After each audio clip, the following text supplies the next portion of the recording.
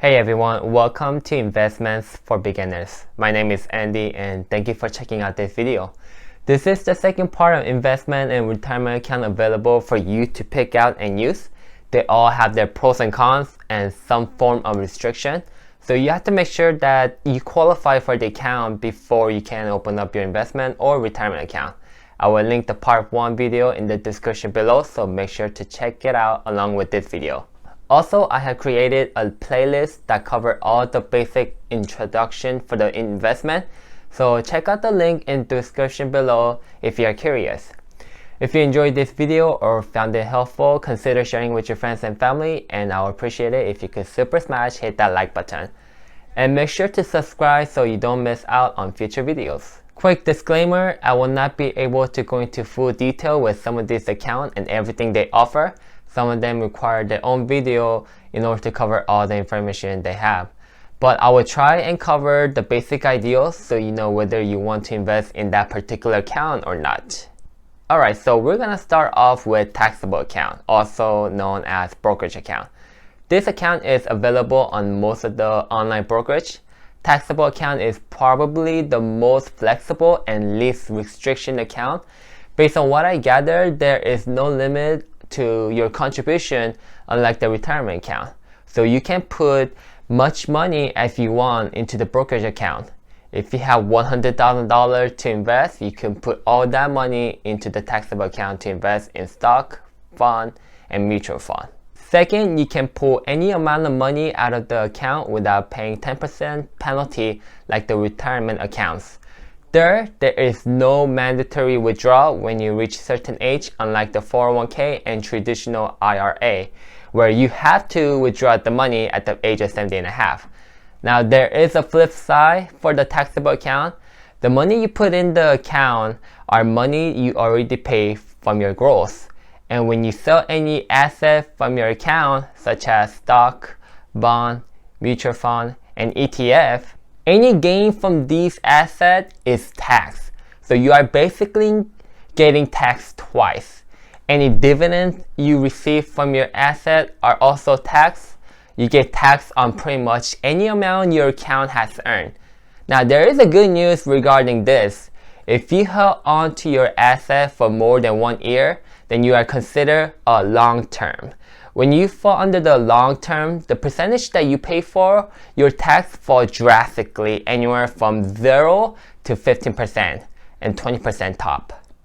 If you sell your asset before the first year, your transaction is considered short term and you will be taxed accordingly depending on your tax bracket from your income tax. When you invest in taxable account, you will need to report any gain from your asset to IRS and pay the tax accordingly. Next, we have SEP IRA, or also known as Simplified Employee Pension. On brief surface, SEP is pretty simple, but going deeper into SEP, they become a little bit more overwhelming than I thought. SEP are for employers, preferably small business owner or self-employed individual. As an employer, you can use SEP to establish for your employees, but also for yourself. As for contribution, employees cannot exceed the lesser of 25% of the employee's compensation or $57,000 maximum starting 2020. Money you put inside this SEP can be invested into stock, mutual fund, ETF, or bond. SEP is not post-tax retirement account like the Roth, so you will need to pay the tax later. Also, there is a withdrawal mandatory at the age of 70 and a half. There is a lot more to this account than what I just briefly went over, so if you want me to make full video, comment below to shout out your curiosity. Next, we have Simple IRA account, which stands for Saving Incentive Match Plan for Employee. Simple IRA is offered by employer who has 100 or fewer employees. Self-employed can choose to take this IRA if they want to. As an employer, you can get the tax deduction when you make the contribution to your employee's match. Reminder for employers, you are mandatory to contribute to your employee's Simple IRA. As for employee, Simple IRA 2019 annual contribution limit is $13,000 and $16,000 for 50 years old or older. As an employee, you are likely to get either Simple IRA or 401k, not both from the same employees. Simple IRA are pre-tax retirement, meaning you put a certain amount of money inside the account before your growth get taxed. If you're trying to withdraw the money before 59 and a half, you're gonna get two different penalties. You're gonna get 15% early penalty and 10% standard penalty. So if you have Simple IRA, you have more reason not to touch the money. At number 4, we have Solo 401k. Solo 401k is only available for self-employed individuals. Other articles claim that you can have an employee, but they have to be part-timer with less than 1,000 hours a year. One of the best perks about 401k is amount of contribution you can put into your account. As a self-employee, you are considered employer and employee, and using both titles, you can contribute total of $56,000 a year. And of course, if you're over 50, you can put in up to $61,000. That's just a lot of money that you could put into your account. Just like the other retirement account, you will need to pay 10% penalty for early withdrawal and automatic withdrawal when you hit 70 and a half. Number 5, we have custody account. Custody account is managed by adult, usually by parent or legal guardian for minor. This account is created to use it for your child needs in their future. It's not necessarily restricted for one particular usage, so it's very flexible. When the minor become legal age, and that varies between 18 or 21 depending on each state, they will take total control of the account that you have built for them. I want to show you how much your investment can make in 18 years. If you invest only $1,200 a year, and that's only $100 a month for 18 years, and if the account grows 10% a year, you will end up with little over $60,000 with a total of almost $22,000 you put in. Of course, more money you put in and more interest you earn from your account can really explode. But you have to remember, with all the investment, there are 100% risk that money can always go down. Investment is not some kind of guaranteed win. With investment, time is very critical key to let your asset grow. If the owner of the account continues to invest only $1,200 a month until they retire at 65, they can potentially end up with almost $6,500,000. Of course, you have to keep in mind for the inflation too. 65 years of inflation is gonna be rough, but as the inflation goes up, the $1,200 is gonna be worth less and less over the decade. So you should put more money into account. However, you should always try to maximize the contribution on whichever account that you have. Talking about the contribution, there is no limit to how much you can put in, and also no income restriction like IRA account. You can also withdraw without any penalty. If you do withdraw money before minor take control of the account, the money must be used for the child's purpose. For example, paying a school loan. You as a parent or legal guardian cannot pull the money out and use it to buy yourself a good. So if you are a parent or just anyone who has nephew, niece, cousins, sibling who are minor, set up a custodial account for the minor. It will benefit you in the future when your child needs money. Next is Certificate of Deposit, or simply known as CD. CD is an account where you put a certain amount of money within your choice of bank for a certain amount of time by contract. When the contract time is over, you have access to the money that you put into your CD along with the interest it has earned over however long the contract was. CD has very low interest rate, give or take about 2% depending on where you choose to make the contract with, but typically the interest can go a little bit higher if you put longer time in your contract. However, don't expect the return of 10% or even 5% interest rate. CD is very safe, meaning there's no risk of losing money. but the interest rate is extremely low, so you won't be making too much money in return. If you want to do CD, make sure to do your research to find out where you can get the best interest rate for your money and time.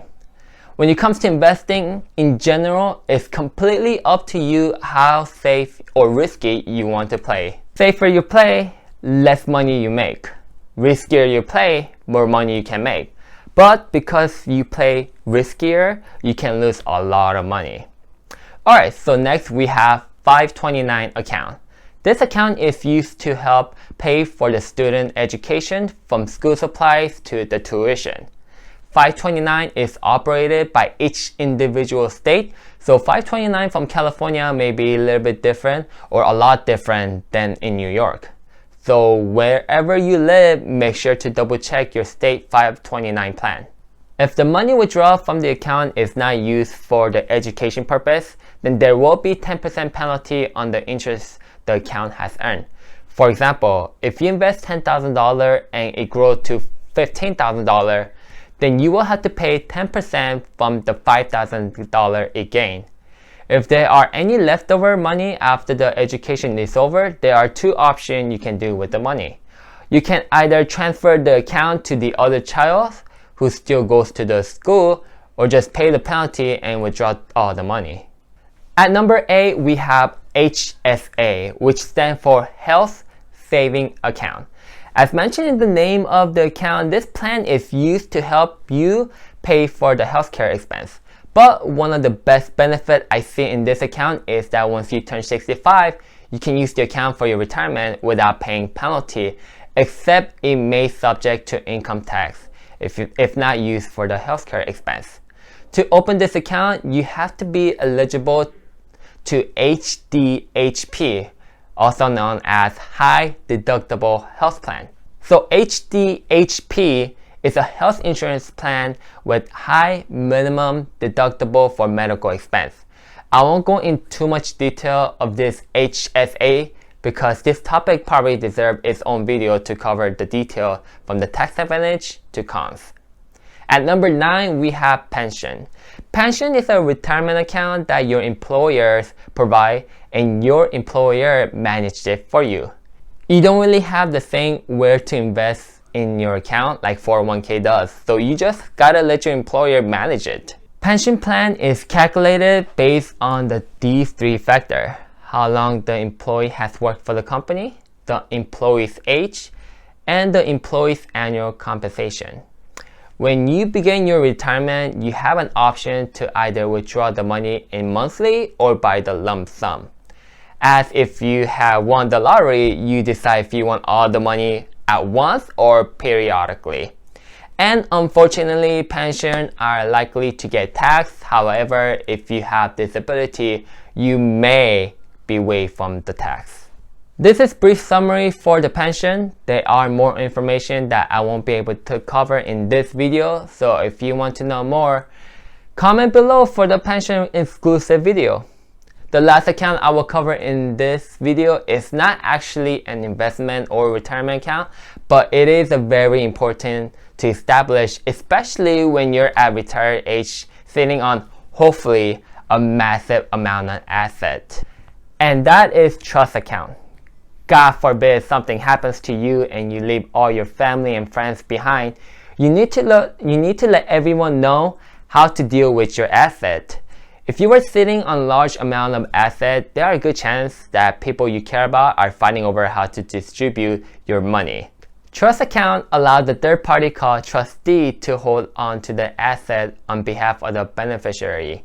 Through trust account, your beneficiary may likely to get a hold of your asset quickly than when transferred by your will, because trust account usually avoid probate. I'll probably make future video about trust account and last will, but right now I have 10 different topic video I want to make, and last will trust account along with any account I have mentioned in this video is not among the top 10. So it may take some time before I get around to make these videos in details.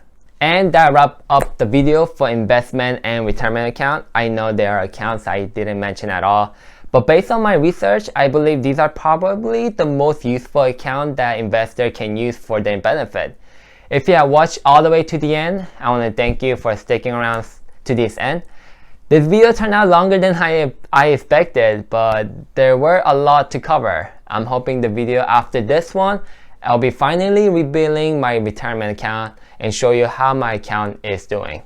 So make sure to subscribe so you won't miss out on any videos. Remember, more account you possess, more asset you will be able to generate, and more money you will have at the beginning of your retirement. So if you qualify and can afford to use the multiple accounts, do it. Invest smart and retire comfortably. Until next video, invest wisely.